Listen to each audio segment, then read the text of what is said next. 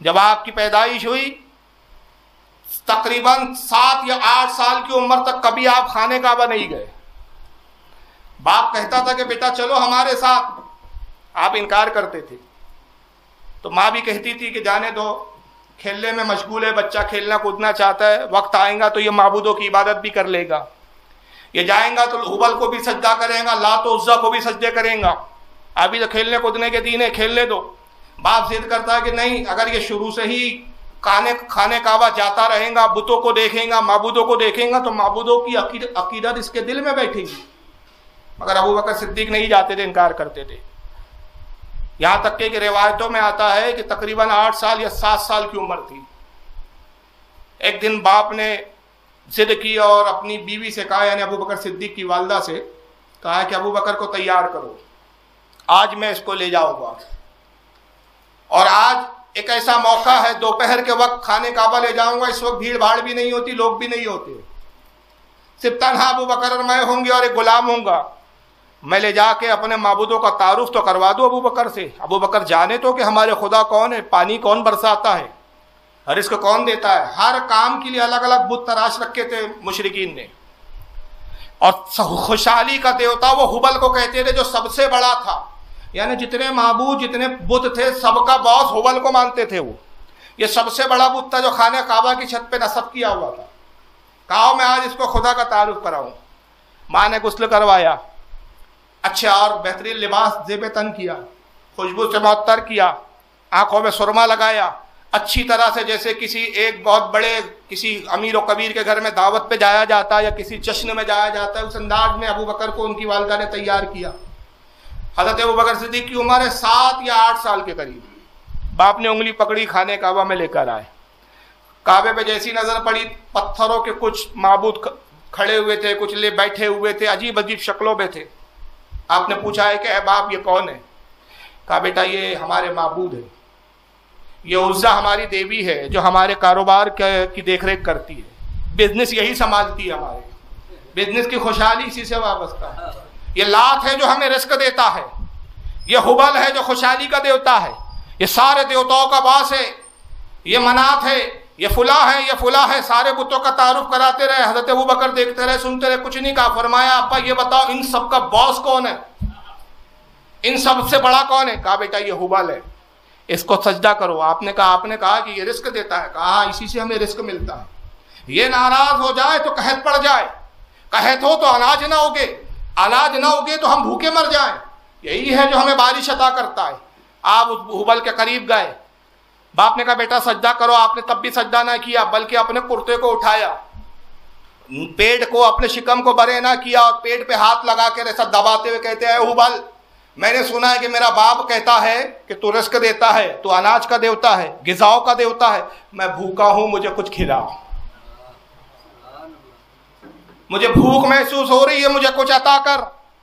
ظاہر سے وہ پتھر کا معبود کیا بولتا، نہ اس نے کلام کیا نہ کچھ حرکت کی. آپ کو جلال آیا، آس پاس نگاہ دوڑائی، ایک پتھر نظر آیا. بچے کی فطرتیں ہوتی ہے، جب کسی چیز سے چڑ جاتے ہیں تو پتھر ہی اٹھا کے مارتے ہیں. وہی فطرت تھی، بچپنے کا عالم تھا.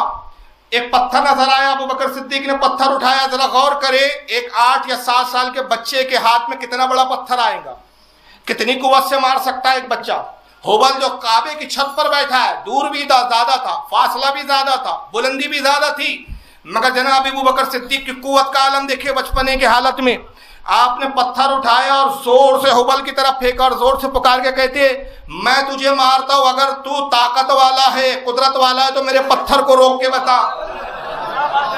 اب میں یہاں جملے اعلیٰ حضرت کے دہراؤں گا. اعلیٰ حضرت نے فرمایا وہ صدیقیت کی مار تھی، صداقت کی مار تھی. وہ ہبل کیا جھیلتا، جیسے ہی پتھر ہبل کی پیشانی پہ گرا، ہبل اوندے منہ زمین پر گر پڑا.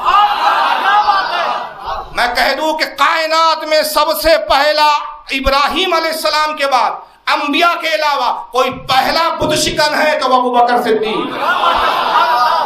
جس نے ہبل کو اور بتوں کو اندھے منہ گرایا ہے۔ اب جیسی ہبل گرا گرد و غبار اڑی، ایک اتنا بڑا پتھر کا معبود زمین پر آئے تو آپ تصور کریں کیا ہو سکتا ہے۔ اور ظاہر سی بات ہے خانہ کعبہ میں اس وقت ماربل نہیں لگا تھا، ٹائلس نہیں لگی تھی، مٹی کی ہی فرش ہوا کرتا تھا۔ جیسی وہ ہبل مٹی پہ گرا، دھول اور گرد و غبار اڑی، دھماکے کی آواز آئی، یہ گھبرا گیا۔ حضرت ابو بکر کے والد قحافہ گھبرا گئے اور انہوں نے دیکھا تو ایک زوردار تماچا پہلے ابو بکر کو رسید کیا، غصے میں تماچا مارا ابو بکر کے رخسار پہ، معبود کو زمین پر گرا دیا۔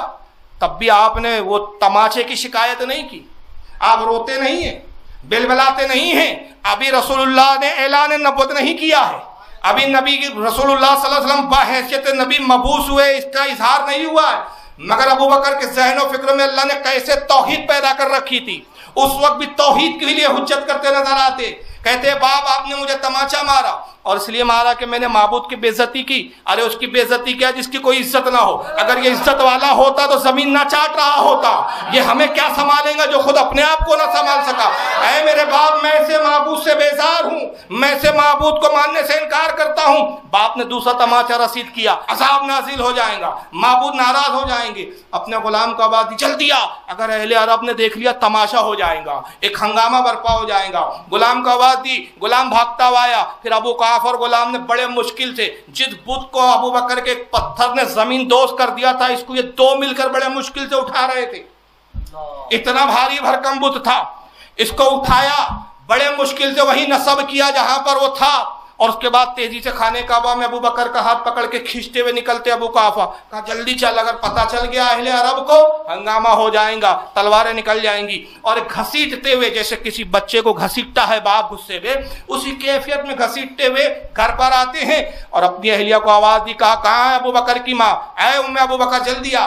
آئی دوڑتے ہوئے، کہا کیا ہوا ابو قحافہ؟ کہا کیسے بچہ پیدا کیا ہے؟ تجھے معلوم ہے آج اس بچے نے کیا ہمت کی ہے، کیا جرأت کی ہے؟ ایک ہنگامہ برپا ہو جاتا تو اس نے یہ کام کیا۔ کہا کیا ہوا، کیا کیا میرے بیٹے ابو بکر نے؟ کہا اس نے ہبل کو پتھر مارا، ہبل زمین پر گر پڑا، میں نے اسے 2 تماچے مارا ہے، جاؤ ہماری ایک چھڑی لاؤ تاکہ میں اس کو بھرپور سزا دوں۔